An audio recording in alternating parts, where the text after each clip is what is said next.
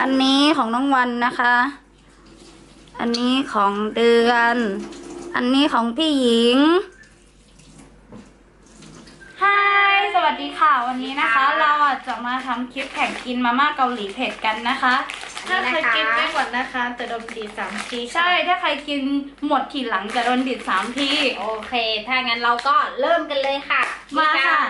ปรุงก่อนนะคะซองใหญ่มากค่ะให้หมดนะต้องปรุงห่อหนึ่งไปไหนแล้วโอ้ยมองไม่เห็นนี่นะคะมันจะเป็นสาลาจะบอกว่าเคยกินมาม่านี้ครั้งนี้ครั้งที่2อันนี้กินครั้งที่120แล้วล่ะว้าวนี่นะคะมาเลยนะคะใจเย็นวันนี้นะหญิงซี่กับเดือนซี่แล้วก็น้องอะไรน้องวันซี่ เราจะมากินมาม่ายั่วๆกันนะคะ1 2 3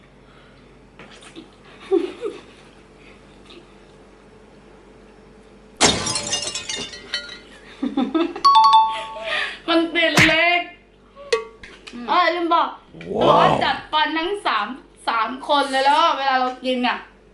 อุปสรรคในการกินก็คือกัดมาม่าไม่ขาดนั่นเองนะคะเพราะฉะนั้นเราก็ต้องกินแล้วเราก็ต้องดูดเขาบอกว่าเป็นกัดไม่ขาดจริงติดเหล็กด้วยอร่อยมากทุกคนทำไมของน้องวันหมดไปวะไม่เราไม่พูดแล้วเราจะกินอย่างเดียวพูดเยอะๆเราจะไม่ยอมโดนดิดูเหมือนจะไม่เยอะนะแต่เยอะมากแต่มันก็เยอะนะเพราะเมื่อกี้เราก็กินเข้าไปเท่านิดนึงก่อนเราจะทำคลิปนะคะกินมาม่าซัดเข้าไปกับปูม้าไปคนละประมาณ4 ตัวน่าปูม้าสดๆอร่อยมากทำไมแบ่งได้ไหม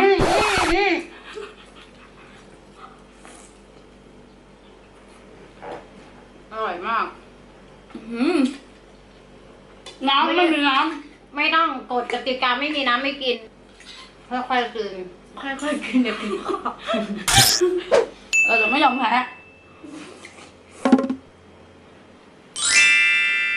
อันนี้ไม่ได้หิวเลยนะกินอย่างเดียวกินเสร็จเนี่ย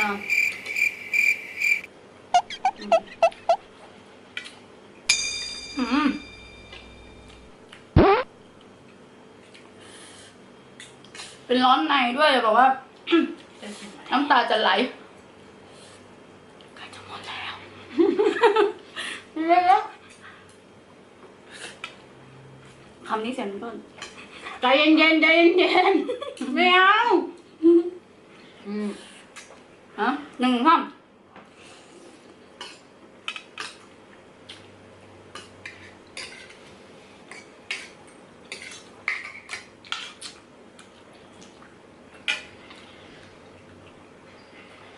คือใครที่ดูคลิปนี้นะคะโปรดใช้วิจารณญาณเพราะเราไม่ได้ห่วงสวยแล้วนะตอนนี้ห่วงว่าจะไม่หมดต่อมากเลยของเราเหลือน้อยมากอะเหลือเยอะมากเลยไม่รวมน้ำนะเราไม่กินน้ำนะเราคิดแต่เส้นกติกาเพิ่มใหม่จะอ้วกอย่าพูดติดคอโหดมากคลิปนี้น้ำก็ไม่มีปากก็เป็นร้อนในน้ำตาไหลเลยอยากให้ดูใกล้ๆมากน้ำตาไหลน้ำตาไหลเลยอยากให้ดูใกล้ๆมากน้ำตาไหล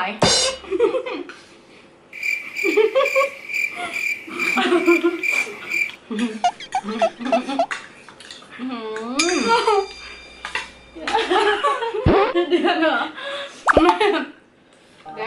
มันแสบปากอ่ะโอ้หมดเรียบร้อยนะคะเนี่ยในปากว่า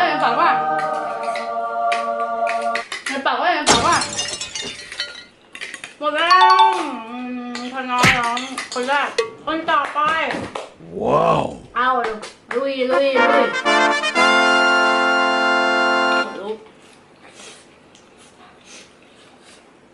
อร่อยมากตาไหลลองไหน เชื่อว่าคน อ๋อ ที่ แซ่บ เชื่อว่าคนที่กินนะคะ จะเป็นเหมือนเราทุกคนปากจะเลอะซอสแล้วก็มือรวมทั้งมือด้วยเต็มไปหมด อืมเย้ดับแล้วเย้ดับแล้วที่สุดเราก็ชนะเลย